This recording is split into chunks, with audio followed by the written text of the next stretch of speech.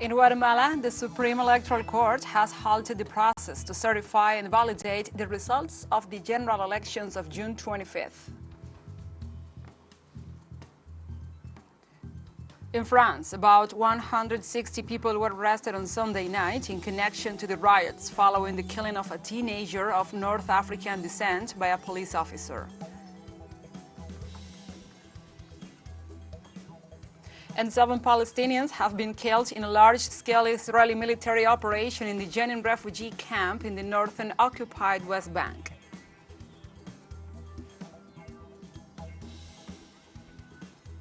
Hi, hello from the headquarters of TeleSUR English in Havana, Cuba. This is from the south. I'm your anchor, Gladys Quesada, and these are the news. In Guatemala, the Supreme Electoral Court has halted the process to certify and validate the results of the general elections of June 25th. The Constitutional Court has granted a 5-day period of electoral boards to organize and carry out scrutiny hearings.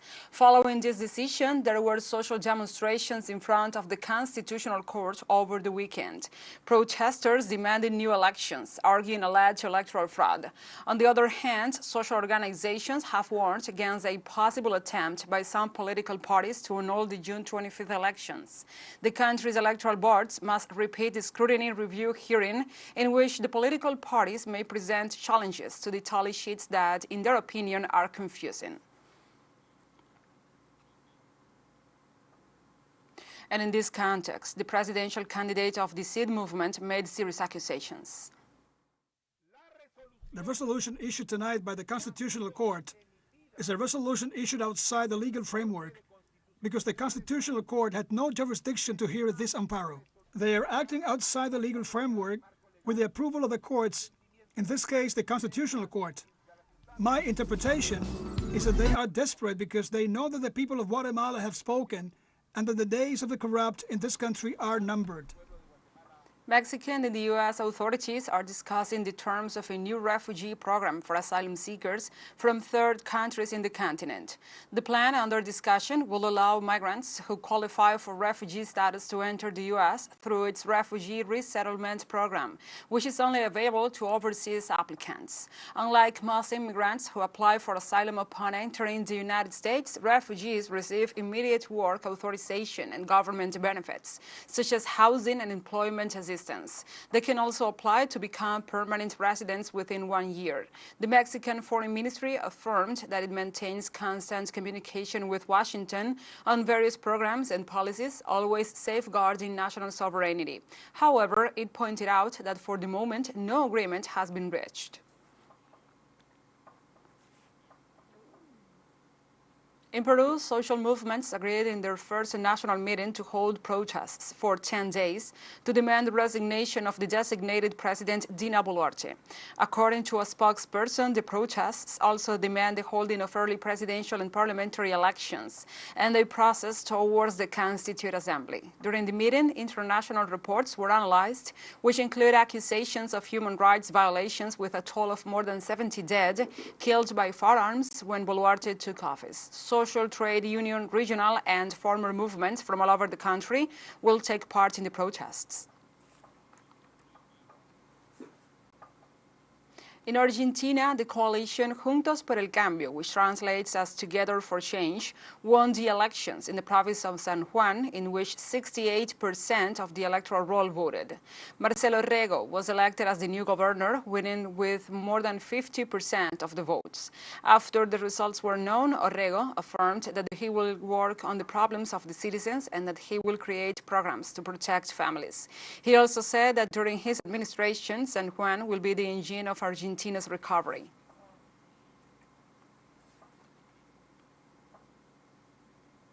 And in Brazil, the 26th edition of the Sao Paulo Forum warns against the Monroe Doctrine as a narrative of intervention by the United States. The Cuban historian Elier Ramirez affirmed that the foundations of this doctrine, which stated that any European intervention in America will be rejected and will require the intervention of the United States, in fact, conceals the expansionist and hegemonic interests of the United States, and that it was created only to be defined, interpreted, and applied at their convenience. Palestinians. He also asserted that the resistance and achievements of the Cuban Revolution at the gates of the U.S. empire were an unacceptable reality for the true purposes under which the doctrine was created.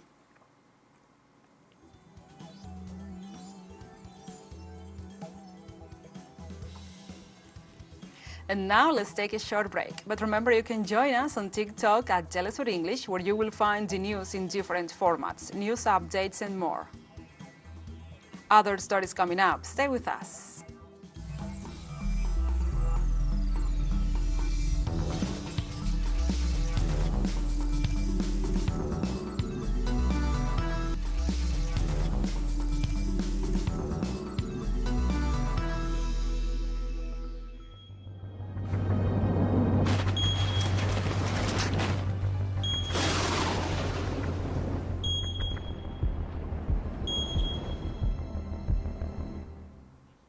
Welcome back. In Uruguay, the government moves forward with the construction of a provisional dam to hold back the waters of the San Jose River, given the worsening of the water crisis. Specialists warned in recent weeks that the level of the San Severino Dam, which supplies more than half of the country, is at a critical point of approximately 2% of its capacity, adding that in this scenario, the remaining water becomes unfit for human consumption. In view of this situation, the authorities announced measures such as the distribution of bottled water and the construction of a provisional dam in the San Jose River. A less attractive option for the authorities is to increase the proportion of brackish water coming from the La Plata River. On Sunday, a tornado that struck near the town in the Canadian province of Alberta wrecked homes and killed livestock, but caused no serious injuries, according to local authorities. Environment and Climate Change Canada issued a warning on Saturday for a tornado near Disbury, a town located about 233 kilometers south of Edmonton, Alberta. The tornado's width was 1 to 2 kilometers. Police said numerous homes were damaged, but Corporal Gina Slaney said there were no known injuries.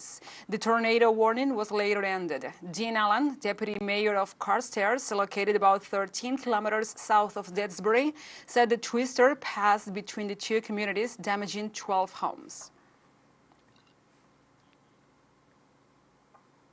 And the Chinese government said on Monday that heavy flooding has displaced thousands of people and damaged infrastructure across the nation.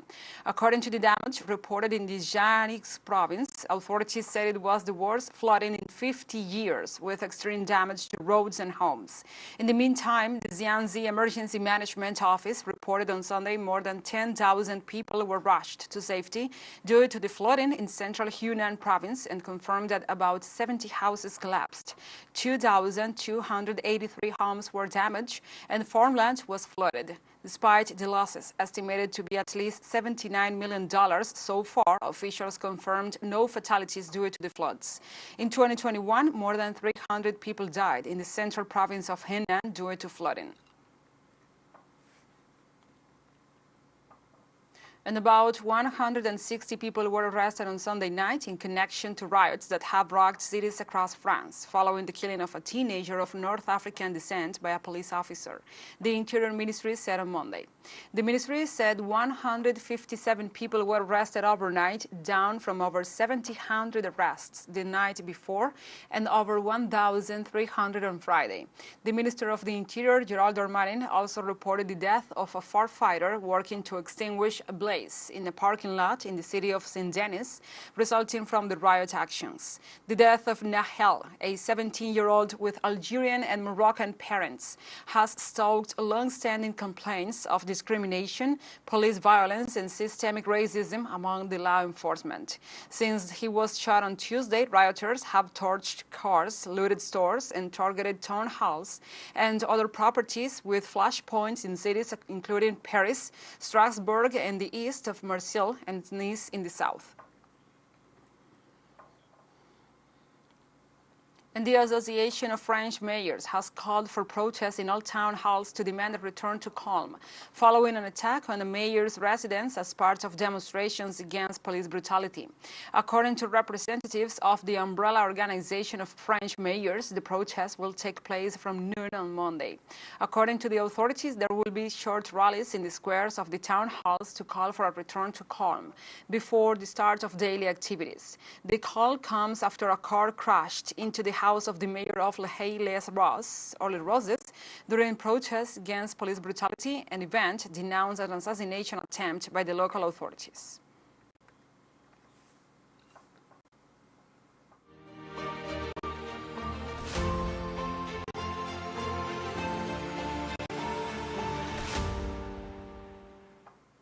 And now we move on to other topics. In Russia, an assassination attempt against the governor of the Crimea, Sergei Aksyonov, was foiled. The Federal Security Service of Russia reported on Monday morning. Aksyonov has ruled Crimea since 2014. The federal agency reported that a Russian recruited by the Ukrainian Special Services was arrested. A statement said the man was allegedly planning to blow up Askyonov's car, but was caught retrieving the bomb from a hiding place. The Federal Security Service opened a criminal case under the articles of attempted terrorism attack and illegal acquisition of explosives.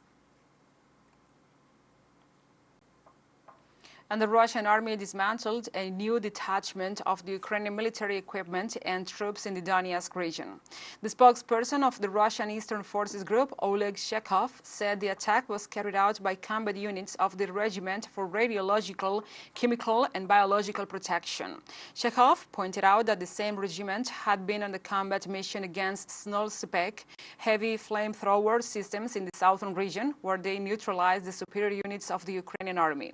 The spokesperson mentioned that conditions were created for the motorized teams of the group to recover positions that had been occupied by the Ukrainian forces. TeleSUR English launches its own videos on demand site for you to go and revisit our interviews, top stories, special broadcastings, and more.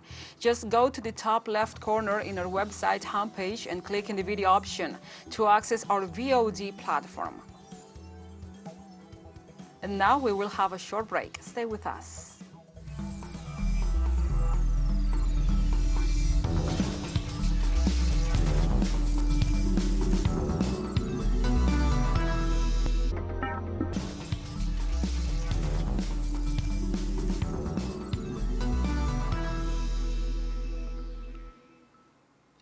Welcome back to From the South.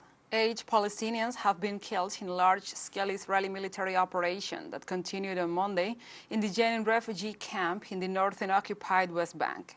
The Israeli army launched air and ground attacks on the town since early morning, making it the largest operation by the occupation regime since the Second Intifada. According to the Palestinian Health Ministry, 7 people have already been killed, while 50 have been wounded, several of them seriously. Images of a large contingent of ground forces entering the city of Jenin from several directions were broadcast in local media. According to Israeli authorities, the attacks were directed against the Joint Operations Center, which allegedly served as a command center for Palestinian militia operatives called the Jenin Brigade.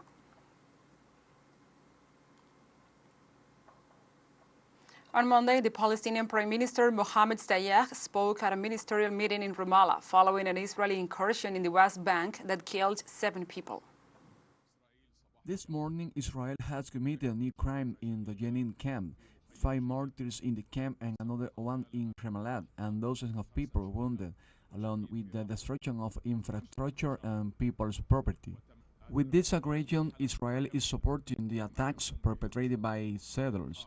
We call on the world to immediately stop the aggression against our people in Jenin and to counter the actions of the settlers. We demand the imposition of all possible sanctions against Israel, the aggressor which sponsors terrorism and settles terrorism.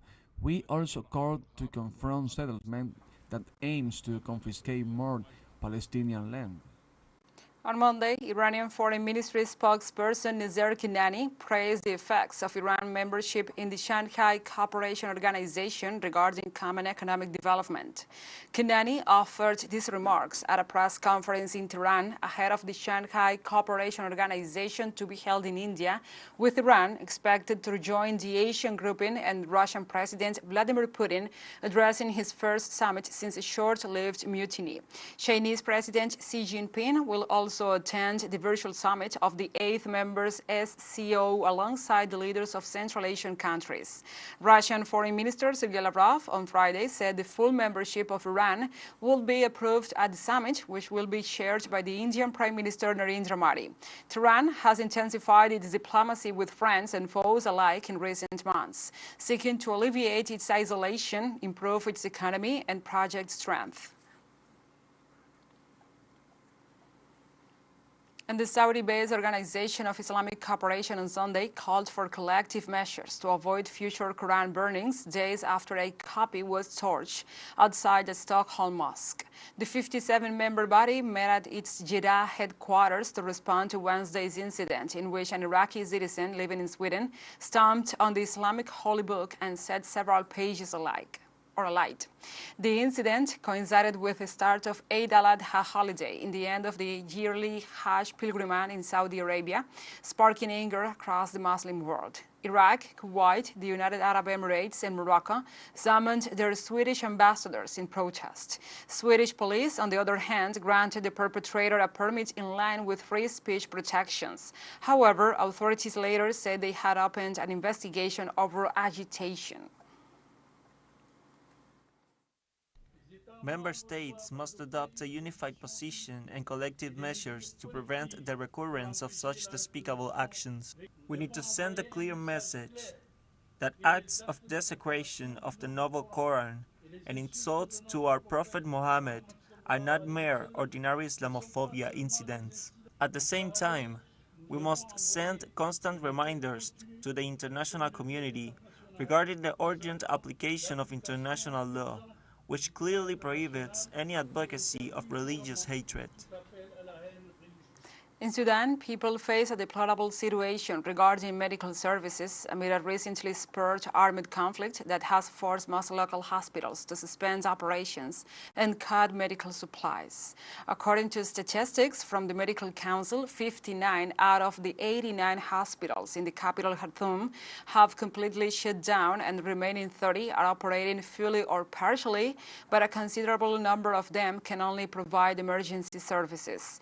The current war crisis that started over 2 months ago has brought a cut of medical supplies and humanitarian aid, so most health facilities are running out of antibiotics, painkillers, oxygen, blood, and other medical supplies. At least 4 people were injured in Japan on Monday following an explosion in a building in the heart of Tokyo's business and entertainment district in Tokyo City. Local public broadcasters NHK reported that all the injuries reported so far are minor and indicated that law enforcement officials believe the explosion may have originated at a restaurant. The building is located about 300 meters from Shimbashi Station, one of the capital's financial hubs, where many bars and restaurants are concentrated. The disaster prompted immediate action from the fire department, as stated by a spokesperson, with a total of 32 fire trucks dispatched to the scene. And the third China-Africa Economic and Trade Expo closed on Sunday in Changsha, the capital of central China's Hunan province. Visitors from the 53 African countries that maintain diplomatic relations with China, 12 international organizations, and more than 1,700 Chinese and African companies, business associations, chambers of commerce, and financial institutions attended the 4-day event. Exhibitors said the business matchmaking sessions helped them build new relationships, including infrastructure, development, agriculture, manufacturing, energy, and technology. Several agreements and memorandums of understanding between Chinese and African companies were also witnessed at the event, and the authorities pointed out that in total, some 120 projects worth a total of $10.3 billion were signed. And we have come to the end of this news brief. But remember, you can find this and many other stories on our website at telesurenglish.net. And also, if you feel so inclined, please join us on social media for all the latest news. We are on Facebook, Twitter, Instagram, Telegram, and TikTok. For TeleSUR English, as always, I'm your anchor, Gladys Quesada. Thank you for watching.